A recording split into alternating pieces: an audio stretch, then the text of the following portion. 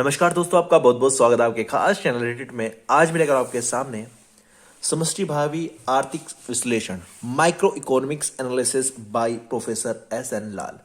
जी हाँ दोस्तों, अगर आप हिंदी मीडियम के स्टूडेंट्स हैं और अगर आप इकोनॉमिक्स में अपनी पकड़ मजबूत करना चाहते हैं या आप यूजीसी नेट की प्रिपरेशन कर रहे हैं या आप पीजीटी की परीक्षा की तैयारी कर रहे हैं, यूपी पीजीटी की, तो आपके लिए बहुत ही खास बुक होने वाली है, बहुत ज़बरदस्त बुक होने वाली है।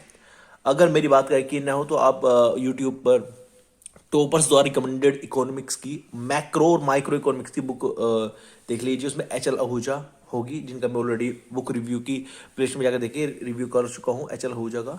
और एस.एन. लाल जी द्वारा लिखित माइक्रो इकोनॉमिक्स का मैं भी ऑलरेडी इससे पहली वीडियो में रिव्यू कर चुका हूँ। आज नंबर है macro economics by professor S N. Lal. काफ़ी खास बुक है और इसको प्राप्त भी बड़ी मुश्किल से मैंने किया है। ये मुझे किसी भी बुक स्टोर पर नहीं मिली, दिल्ली तक में नहीं मिली मुझे ये। मैंने ऑनलाइन परचेज की, प्रयागराज से पहले कहीं नहीं मिलने वाली, और मिल जाए तो वो आपकी किस्मत है, अच्छी किस्मत है। तो आज इसका रिव्यू करेंगे macro economics by professor S N. Lal. तो चलिए शुरू करते हैं। सबसे पहले बात कर लेते हैं इसके प्राइस टैग की। लास्ट में इसमें प्राइस टैग देखने को आपको नहीं मिलता। जो मेन प्राइस टैग आपको देखने को मिलता है वो मिलता है स्टार्टिंग के पेज पर, मूल्य 385 और 2023 का एडिशन है। 385 इसका एमआरपी है। बात करें इसमें नंबर ऑफ पेजेस की तो 488 नंबर ऑफ पेजेस आपको इसमें देखने को मिलते हैं। बात कर लेते हैं, एक अशुद्धि पत्र दिया गया है। आखिरकार ये है क्या? क्या होता है कि बुक में कुछ एरर्स होती है, कुछ प्रॉब्लम्स होती है और उनको कॉल द्वारा या दूसरे लोगों द्वारा, राइटरों द्वारा बताया जाता है कि यहाँ पे दिक्कत है, तो उन दिक्कतों को वहाँ पे ठीक नहीं किया जाता। यहाँ पे प्रश्न संख्या दी जाती है कि 76 पे जो 1775 है उसके स्थान पर 1776 पढ़ा जाए। पृष्ठ 213 पे MPC is greater than APC को MPC is equal to APC पढ़ा जाए। तो ये चीजें इसके अंदर बताई गई है जो आपको ठीक करनी है खुद से। अब बात करते हैं इसके अंदर के मटेरियल की, क्या क्या आपको मटेरियल इसमें देखने को मिलता है। सबसे पहले स्टार्टिंग में ही आपको एक सिलेबस देखने को मिलता है जो सेमेस्टर 2 का बीए का सिलेबस है मैक्रो इकोनॉमिक्स का। आप यहाँ से पढ़कर अपनी प्रिपरेशन कर सकते हैं। थोड़ा आगे चलते हैं। आगे आपको विषय सूची देखने को मिलती है। विषय सूची के अंतर्गत आपको 28 चैप्टर देखने को मिलते हैं। 28 चैप्टर्स आपको देखने को मिलते हैं। अब इन चैप्टर से मैं बता दूं क्या क्या आपको देखने को मिलेगा। अंदर का जो मटेरियल है इसका आप स्क्रीनशॉट ले सकते हैं, क्योंकि अगर मैं हर एक अंदर के कंटेंट को पढ़ता हूं, जैसे पिछली वीडियो थोड़ी लेंथी हो गई थी माइक्रो इकोनॉमिक्स की, ये भी लेंथी हो जाएगी। तो मैं नहीं चाहता आपको बोरिंग महसूस हो वीडियो देखते समय। तो आप केवल चैप्टर का नाम देख लीजिए, बाकी अंदर के जो इसके टॉपिक्स है उनको देखने के लिए आप इसका स्क्रीनशॉट ले लीजिए। 4K में वीडियो को करके 4K क्वालिटी में कीजिए और यहाँ से स्क्रीनशॉट ले लीजिए। सेम 4K में कीजिए और यहाँ पर स्क्रीनशॉट ले लीजिए। ठीक है, तो चलिए शुरू करते हैं।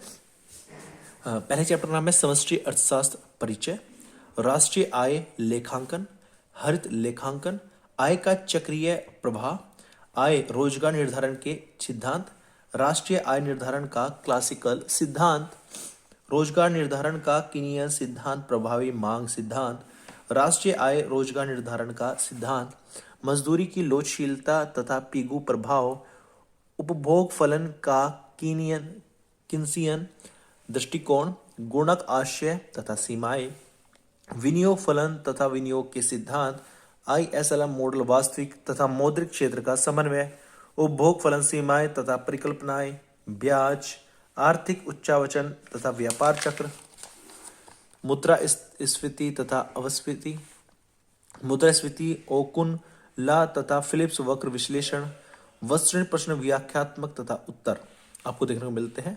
इसका फिलिप्स वक्र विश्लेषण, स्टैगफ्लेशन, समग्र आय वितरण के सिद्धांत, IS वक्र का निर्माण तथा ISLM मॉडल के कुछ अन्य तथ्य, व्यापार चक्र के कुछ विशिष्ट अध्याय, आर्थिक प्रवैगिक तथा हैरोल्ड डोमर समृद्धि मॉडल, नियो क्लासिकल समृद्धि मॉडल 16, वित्तीय नीति तथा आर्थिक विकास, आशय उद्देश्य कार्य प्रणाली, मौद्रिक नीति तथा आर्थिक विकास, व्यापारिक नीति तथा आर्थिक विकास। तो कुल मिलाकर 28 चैप्टर है। कुछ एरर्स उनको स्टार्टिंग में दे दिया गया है, उनको आपको फिक्स करना है खुद से। अंदर के टॉपिक का आप ऑलरेडी स्क्रीनशॉट ले ही चुके हो। अब बात करते हैं इसके अंदर के मटेरियल की, कैसा मटेरियल, कैसा चैप्टर का पैटर्न आपको देखने को मिलता है। सबसे पहले से समष्टि अर्थशास्त्र परिचय है यहाँ पर, मैक्रो इकोनॉमिक्स एंड इंट्रोडक्शन। जिस आप चैप्टर को पढ़ेंगे सबसे खास बात मुझे लगी कि जो टर्म्स हैं उनको इंग्लिश में भी बताया गया है। कुछ टर्म्स जो आप हिंदी में पढ़ने में थोड़े से अनकंफर्टेबल फील करते हैं, आप इंग्लिश में भी उसको पढ़ सकते हैं। पैराग्राफ वाइज चीज़ों को समझाया गया है। आगे चलते हैं। कुछ चीज़ों को पॉइंट वाइज बताया गया है जो अपने आप में एक यूनिक चीज़ है, क्योंकि चीज़ों को अगर आप एक थ्योरी, एक कहानी के रूप में पढ़ रहे हो, थोड़ा सा कॉम्प्लिकेटेड बन जाता है इकोनॉमिक्स, लेकिन पॉइंट वाइज उसको याद कर रहे हो, समझ रहे हो, तो आपके लिए थोड़ा सा इंटरेस्ट ज़्यादा बढ़ जाता है और आपको पढ़ना थोड़ा सा आसान हो जाता है। डायग्राम्स और ग्राफ्स का यूज़ किया गया है जहाँ ज़रूरत है, आप देख सकते हैं। ऐसा नहीं है कि आपको केवल थ्योरी से ही नवाजा जाएगा। यहाँ पर डायग्राम भी भरपूर मात्रा में है जो कॉन्सेप्ट को समझने में बहुत हेल्पफुल साबित होते हैं। आप देख सकते हैं यहाँ पर जो पेज की क्वालिटी है वो भी काफ़ी अच्छी है, बढ़िया है। चैप्टर यहाँ पे फिनिश हो जाता है।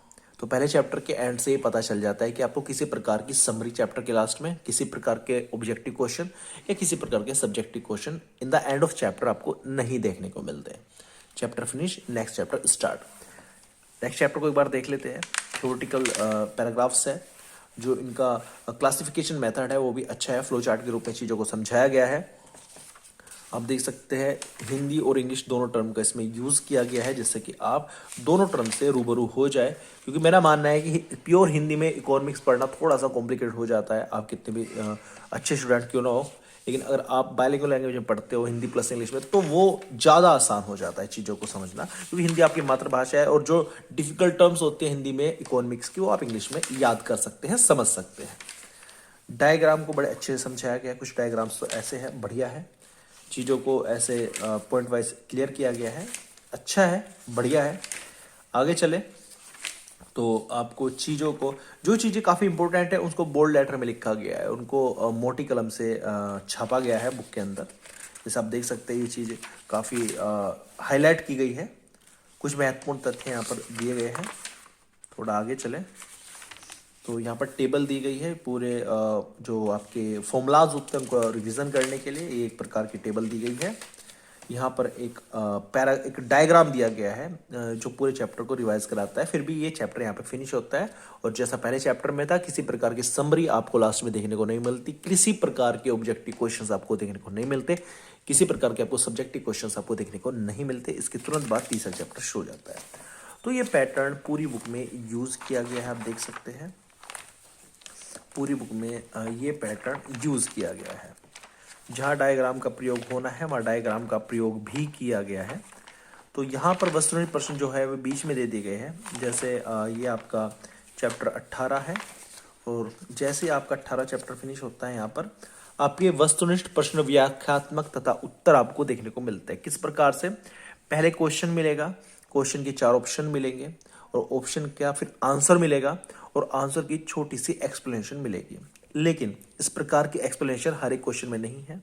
जैसे आप यहाँ पर 9वां क्वेश्चन देख सकते हैं, क्वेश्चन है, 4 ऑप्शन है, लेकिन एक बस आंसर दे दिया गया है, किसी प्रकार की एक्सप्लेनेशन आपको देखने को नहीं मिलती है। अब कितने ऑब्जेक्टिव क्वेश्चंस आपको देखने को मिलते हैं इसके बारे में बता दें आपको। तो आपको इसके अंदर 174 क्वेश्चंस आपको इसमें देखने को मिलते हैं, जो ठीक ठाक है। हम ना तो ज़्यादा कह सकते हैं ना ही कम कह सकते हैं। फिर कुछ यूनिवर्सिटी से चुने हुए प्रश्न पत्रों में से प्रश्न चुने गए हैं जहां से क्वेश्चन बनाए गए हैं। तो यहाँ पर आपको केवल और केवल क्वेश्चंस देखने को मिलते हैं और उनके संकेत देखने को मिलते हैं, किसी प्रकार के आंसर आपको देखने को नहीं मिलते। आंसर के लिए आपको चैप्टर्स में जाना पड़ेगा, वहां से आपको आंसर खोजने पड़ेंगे। अब यहाँ पर फिलिप्स वक्र विश्लेषण के चैप्टर्स आ चुके हैं। मुझे ऐसा लगता है कि बुक यहाँ पर फिनिश हो गई थी, लेकिन इसके बाद कुछ चैप्टर्स बाद में ऐड किए गए हैं सिलेबस की रिक्वायरमेंट को देखते हुए। ठीक है, तो आईएएस वक्र का निर्माण, तो कुछ चैप्टर्स बाद में ऐड किए गए हैं। थोड़ा सा यहाँ पर इरेगुलरिटीज फील होती है, लेकिन फिर भी जो बुक है उसकी लैंग्वेज में थोड़ा सा तो दम है, हम कह सकते हैं काफ़ी शानदार बुक है। अगर हम रेटिंग पर की बात करें तो इसमें से मैं 5 में से 4.5 की रेटिंग दूंगा। 5 में से 4.5 की रेटिंग इसलिए है क्योंकि काफ़ी फेमस बुक है, मटेरियल काफ़ी अच्छा है, लैंग्वेज काफ़ी अच्छी है, लेकिन नंबर ऑफ क्वेश्चंस कम है प्रैक्टिस के लिए, अपने आप में नेगेटिव पॉइंट है। चैप्टर क्लास में समरी नहीं दी है जिससे कि पूरे चैप्टर को फास्ट रिवीजन मोड में रिवाइज किया जा सके, वो भी अपने आप में नेगेटिव पॉइंट है। इसलिए 5 में से 4.5 स्टार दिया, आधा अंक मैंने इसमें कट कर लिया। फिर भी ओवरऑल अच्छी पुस्तक, अगर आप हिंदी मीडियम के स्टूडेंट्स हैं, चाहे आप बीए कर रहे हो इकोनॉमिक्स से या फिर आप यूजीसी नेट की प्रिपरेशन कर रहे हो, आपके पास एसएन लाल की पुस्तक तो होनी चाहिए। उम्मीद करता हूँ वीडियो आपको अच्छी लगेगी। वीडियो अच्छी लगी प्लीज लाइक कर देना और चैनल को सब्सक्राइब जरूर कर देना, ताकि इस प्रकार का बुक रिव्यू का वीडियो हम आपके लिए लेकर आते रहे। Thank you so much for watching this video.